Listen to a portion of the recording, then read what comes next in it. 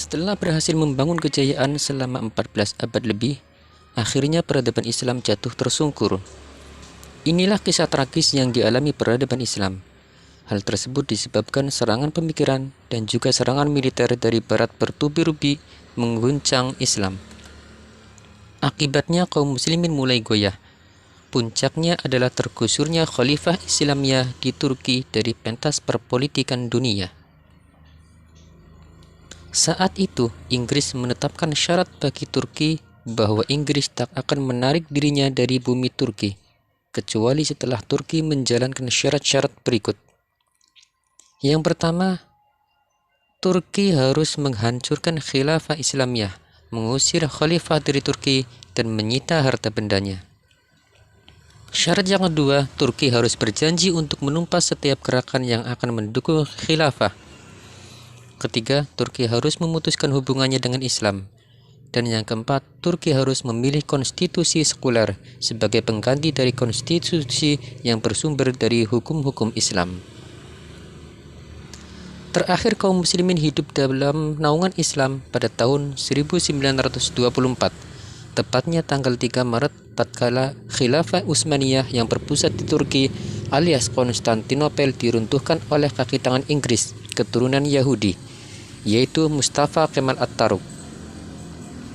Dialah yang mengeluarkan perintah untuk mengusir Khalifah Abdul Majid bin Abdul Aziz, yaitu khalifah terakhir kaum muslimin, ke Swiss dengan berbekal koper, pakaian, dan sedikit uang. Sebelumnya Kemal mengumumkan bahwa Majelis Nasional Turki telah menyetujui penghapusan khilafah. Sejak saat itu sampai sekarang kita tidak mempunyai lagi pemerintahan Islam. Faktor penyebab kemunduran Islam. Yang pertama, jauhnya umat Islam dari Kitabullah dan As-Sunnah. Yang kedua, taklid atau ikut-ikutan. Ketiga, perpecahan di kalangan umat Islam. Dan yang keempat, adanya pertempuran antara hak dan batil. Kita akan membahas satu persatu. Yang pertama, jauhnya umat Islam dari Kitabullah dan As-Sunnah. Jauhnya umat Islam dari Kitabullah dan As-Sunnah atau Sunnah Rasulullah merupakan salah satu yang mengakibatkan umat Islam kini mempunyai konsep diri yang buruk sekali. Kitabullah dan Sunnah Rasulnya akan mengangkat harkat dan martabat satu bangsa.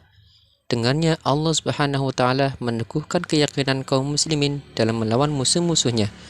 Dengannya pula Allah mengangkat suatu kaum dan merendahkan kaum yang lainnya. Pada sebuah hadis yang berbunyi, An Ali bin Abi Thalib radhiyallahu anhu qala Rasulullah sallallahu alaihi wasallam, yushiku ay ya'tiya 'alan nasi zamanun la yabqa minal islami illa ismuhu wa la yabqa minal qur'ani illa rasmuhu masajiduhum 'amiratun wa hiya khirabun minal huda ulama'uhum syarrun min tahti adimi sama'i min 'indihim takhrujul fitnatu wa fihim ta'udu. Artinya, dari Ali bin Abi Thalib radhiyallahu an berkata, bersabda Rasulullah sallallahu alaihi wasallam, akan datang pada umatku suatu zaman yang tidak tersisa dari Al-Quran kecuali tulisannya. Masjid mereka ramai akan tetapi sepi dari petunjuk. Ulama mereka sejelek-jelek manusia di kolong langit. Darinya keluar fitnah dan kepada mereka fitnah tersebut kembali. Hadis riwayat Baihaqi. Faktor yang kedua yaitu taklid atau ikut-ikutan. Oleh karena umat tidak mempunyai nilai, tidak memiliki prinsip-prinsip yang sangat berharga sebagaimana yang ada di dalam Al-Quran dan As-Sunnah, akhirnya yang mereka lakukan adalah mencari nilai dari orang lain. Kalau sudah demikian yang terjadi, sebagian mereka akan mengikuti apa saja sesuai dengan kebiasaan orang lain. Akibatnya adalah ikut-ikutan. Hal ini yang pernah diprediksi oleh Rasulullah sallallahu alaihi wasallam yang terdapat dalam sebuah hadis, "La tattabi'unna sanana alladziina min qablikum shibran bi shibrin wa dhiru'an bi dhira'in hatta law dakhalu fi hujri dhabbin lattaba'tumuhum qulna ya Rasulullah al-yahuda wan nasara qala faman." Rawahul Bukhari. Artinya, Sungguh kalian akan mengikuti cara-cara sunan, gaya-gaya orang-orang sebelum kalian, satu jengkal, satu hasta, satu tebah secara bertahap, sehingga sampai mereka memasuki lubang biawak sekalipun, kalian akan mengikutinya. Kami bertanya, wahai Rasulullah, apakah mereka itu kaum Yahudi dan Nasrani? Beliau menjawab, siapa lagi kalau bukan mereka? Hadis riwayat Bukhari. Faktor yang ketiga yaitu terjadinya perpecahan di kalangan umat Islam. Banyak organisasi-organisasi dan partai-partai umat Islam yang diakibatkan oleh umat Islam sekarang tidak memiliki nilai konsep persatuan dan kesatuan fitrah pemikiran dan akidah.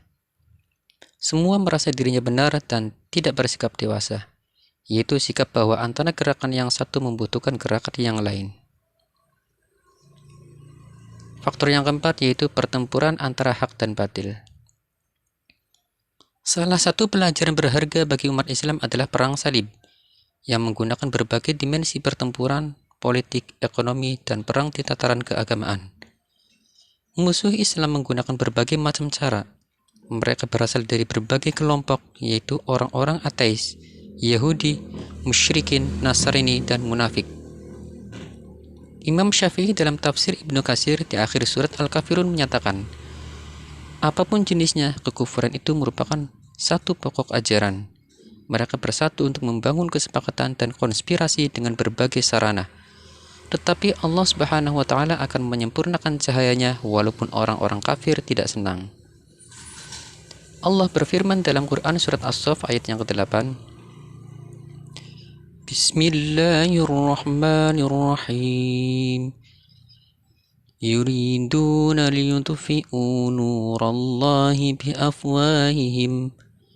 Wallahu mutimmu nurihi walau karihal kafirun. Shadaqallahul azim. Artinya, mereka ingin memadamkan cahaya Allah dengan mulut atau ucapan-ucapan mereka, dan Allah tetap menyempurnakan cahayanya meskipun orang-orang kafir benci. Jalan keluar dari semua itu adalah mengembalikan seluruh permasalahan kepada Al-Quran dan As-Sunnah dengan pemahaman salaf. Mendeskripsikan faktor kemajuan dan kemunduran peradaban Islam. 14 abad yang lalu, Allah mengutus Nabi Muhammad sebagai uswatun hasanah bagi umat manusia. Oleh karena itu, pada awal diangkatnya sebagai Rasul, beliau bersabda, Innama bu'ithtu liutammima makarimal akhlaq. Rawahu Ahmad. Bahwasanya aku diutus Allah untuk menyempurnakan keluhuran budi pekerti. Hadis riwayat Ahmad.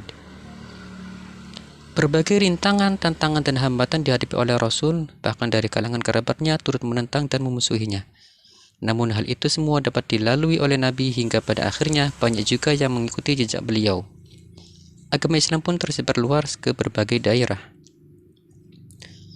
Berkat kegigihan para sahabat, para ulama, dan juga para da'i, agama Islam berkembang ke berbagai belahan dunia dan sampai juga ke Indonesia. Tidak hanya itu, dengan kegigihan berdakwah para da'i, agama Islam tersebar dan berkembang terus di berbagai negara di dunia ini. Faktor penyebab kemajuan peradaban Islam. Yang pertama, adanya semangat kaum muslimin yang tulus untuk menyebarkan agama Islam. Yang kedua, adanya rasa terpanggil untuk mengajarkannya agama Islam kepada orang lain. Yang ketiga, banyaknya cendekiawan muslim yang menemukan berbagai teori, misalnya Al-Khwarizm menemukan angka 0. Ibnu Sina, pakar medis Islam legendaris dengan karyanya Qanun. Ar-Razi atau Razes, orang barat menyebutnya one of the greatest physician of all time, yang berarti seorang tabib terbesar di sepanjang masa, dan masih banyak ilmuwan-ilmuwan yang lainnya. Itulah materi tentang faktor-faktor penyebab kemunduran peradaban Islam. Mudah-mudahan bermanfaat.